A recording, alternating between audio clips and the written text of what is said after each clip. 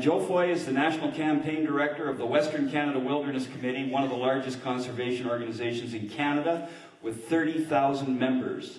He has been a passionate conservationist all of his life and has led the Wilderness Committee in many campaigns, including the preservation of the Stein, the Carmanah, and Walbron valleys. Inspired by his love of wilderness, Joe is shocked by the many river diversion projects proposed throughout the province. Ladies and gentlemen, an excellent speaker. Fine gentlemen, put your hands together for Joe Foy. Just a crazy plan that really highlighted how these things are not being planned. They are rolling out like a gold rush. What we learned in the pit was that the environmental assessment process was faint hope. If we sat back and played by their rules, the upper pit was done. It was toast. The only good thing that process was for was to provide a venue to get a lot of very angry people. But controlled anger is necessary sometimes. And this project to remove the upper pit, to dam all 8 of its tributary streams, to just go in and gut that place, is a project worthy of anger. And that's how we dealt with it.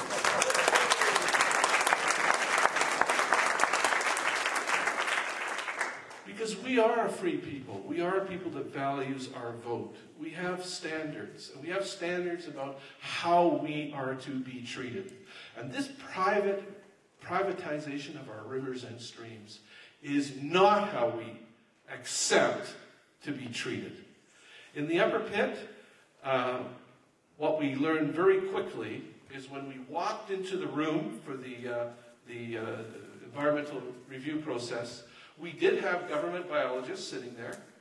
We had an array of people from the company sitting there, and this is what we learned. The company was completely in charge. Remember that when it comes to your neck of the woods. The government people could not speak unless cleared to by the company. So this is how it went. We would ask the parks representative, how will the power line affect your wildlife in the park? The company over here says it won't. What can you tell us? And the parks representative, whom we all pay, said, I can't speak to that. I'm here to hear what you have to say and to hear what the company has to say, but we do not have an opinion. And it went like that through the whole, and it will happen here too. Remember that, and remember the power of controlled anger, because when you hear stuff like that, you should be very, very angry. The protection of that wildlife, the protection of those fish, is all of our responsibility, and we rely on the good people we hire in the Ministry of Environment who want to talk to you, who want to tell you what's going on, but are prevented from doing so at events like this. It's absolutely shameful. So the evening would go on. The other thing we found out was during the Pine-Coulenburg protected area process, which had occurred earlier in the 90s, there were public meetings. Some of the best attended meetings happened in Coquitlam and Vancouver. And yet this proposal to kill the upper pit, to carve and clear-cut a power line through the park, there was no public meeting scheduled for Coquitlam or Vancouver. They were scheduled for the smaller communities of Squamish and Pitt Meadows. And we drilled down on that. Why? We want a meeting in Vancouver and Coquitlam. And what we found out was it is the company who has the final say. It is the company that had the final say in the upper pit, and it will be the company that has the final say on Glacier Hauser. And that should make you angry. Because the companies do not own our rivers and streams yet. Now, how we reacted in the Lower Mainland is, in the end, we bust. We bust people from Coquitlam. We bust people from Vancouver. The people in Pitt Meadows turned out. The people in Squamish turned out. People set aside their differences. The logging company turned out to oppose this thing. The tree huggers turned out to oppose this thing. The hunters, the fishermen, every mayor and council surrounding the Upper Pit voiced their opposition, even though this provincial government had removed their legislative power to do this. The government has not figured out how to remove the tongues in their heads. Yeah.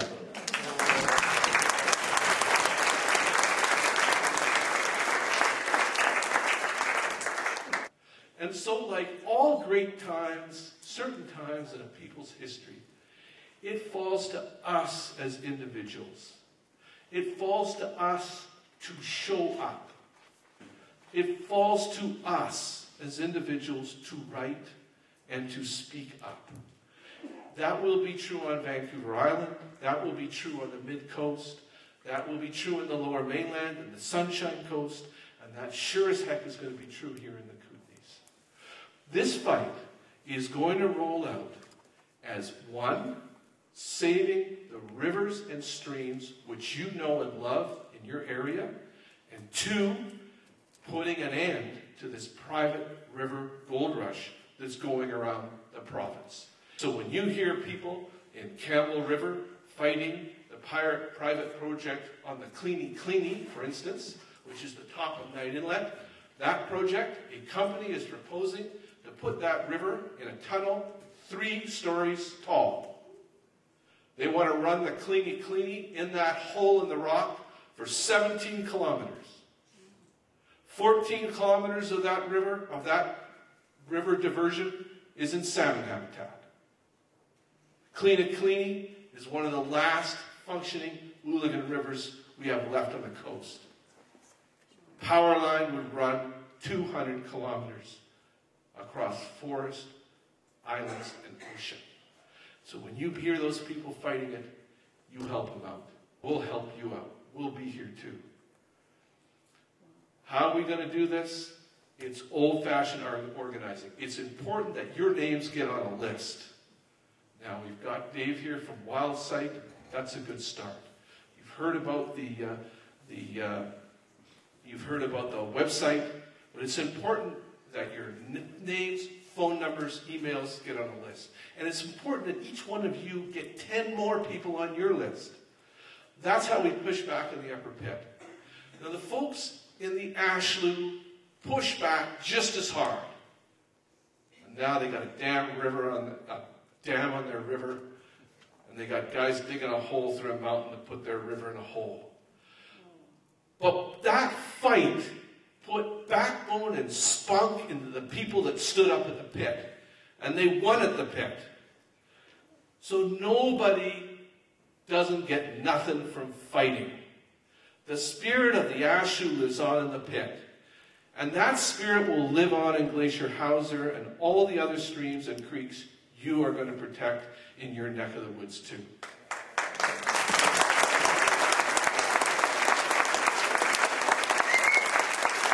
For our part, our organization is calling for power to be publicly owned, for it to be regionally planned. So not only does the public communities own and benefit from this power, and that's Native and non-Native communities, public power, owned by us, owned by our communities. BC Hydro and us. Public power. We want it regionally planned so we have a say, and we want it to be environmentally appropriate. That's how we go forward. We have a right to it. Now let's fight and get it. Thank you very much.